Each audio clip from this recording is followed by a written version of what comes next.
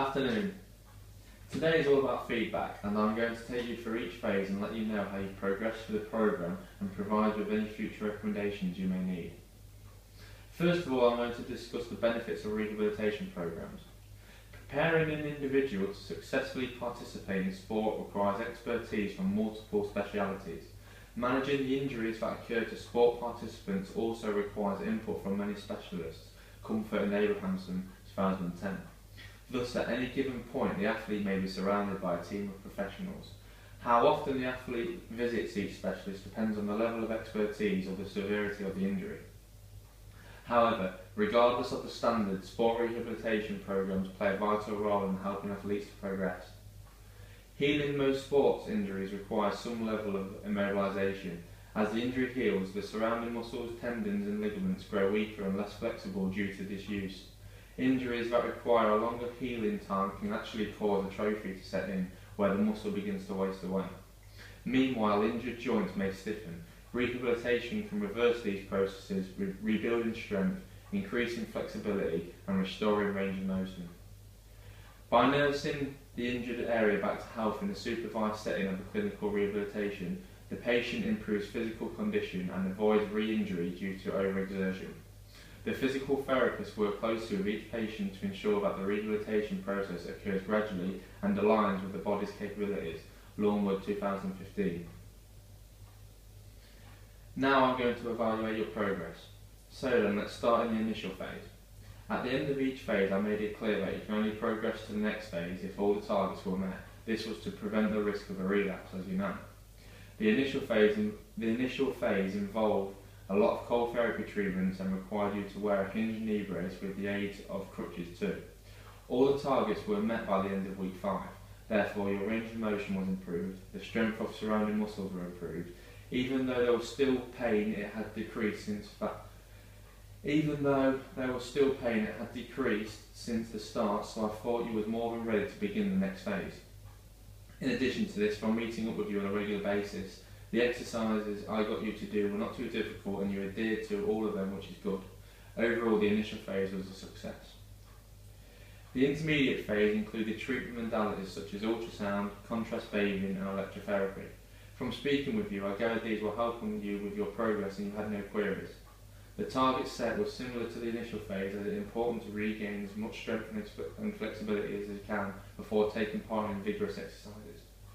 One target that wasn't met by the end of the intermediate phase was your ability to control forces during walking. Even though you were not using crutches or a hinged knee brace, by the end of the intermediate phase you still seemed to have a slight limp. Therefore, I had to extend the intermediate phase by 4 weeks, and if by then you still had a limp, you would have to go back to the initial phase where only isometric exercises were done, which included little movement. Luckily, by the 3rd week, your limp had gone. So then we had to run through all the other targets and make sure your knee was at the stage where it could take a little more resistance. You had no problem with the concentric exercises and the half squats and shallow lunges that got added in the start of the intermediate phase. However, I understand the Bosa ball lunge and the squat on the wobble pool you found difficult with. Therefore, I made the decision to change the exercises to simpler balance exercises such as a balance beam walk and a standing stalk exercise. These two you found a lot more comfortable, and by the end of week 15 your balance was significantly getting better, and therefore I decided to test your balance by putting you back on the wobble board. This time you had a lot more control over your body, quite easy to perform a squat. You also correctly performed a Bosa ball lunge, which meant your balance and knee proprioception was at the right level. Except from the additional 4 weeks, the intermediate phase went well.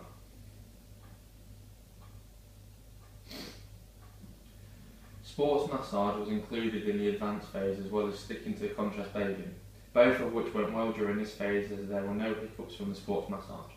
The targets set were to improve strength, power and endurance without any pain, return to functional activity and sport-specific training, and finally regain a normal running pattern. As little training had been done on the endurance, by the end of the advanced phase your strength and power levels were to the standard but endurance was not. As a result, as well as continuing with all the other exercises, I chose to increase the length of your outside runs and cycle, and therefore had to add another 4 weeks to your programme. Several tests were then completed, such as the bleep test and a rowing test to make sure your endurance levels were to the right level. You successfully completed both tests, exceeding the target score, and were able to progress through the programme. From speaking to the gym instructor that supported you in all gym exercises, you were capable of performing all of the exercises set, and he informed me that you were progressing quickly.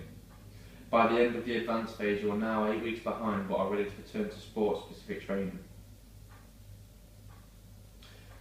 Finally, the return to sport phase. The targets set were very much like a fitness profile and had to complete several fitness tests and technical tests in order to return to competing. Furthermore, no pain or swelling appeared post-training. Your technique for passing and tackling was poor at the start, but as you had 8 weeks until you was allowed to take part in a competitive game, you were more than capable of performing these by the end of the 8 weeks, and all you had left was complete the tests. You had 6 tests to complete, and all of which you passed and was allowed to return. However, the first 2 weeks you were only allowed to play a maximum of 30 minutes. Once those 2 weeks were up, it was up to the coach whether he thought you were good enough to play. Even though it took 50 weeks instead of 42 weeks to return, I believe you have regained all you have lost and in some cases got stronger. Overall, the programme was a success. Now I'm going to provide you with any future recommendations you may need. To improve your further game, I recommend you going to visit a sports psychologist. They will help you to diminish any negative thoughts you have, and the use of relaxation techniques may help you to perfect the technique of kicking you lost from being out for so long.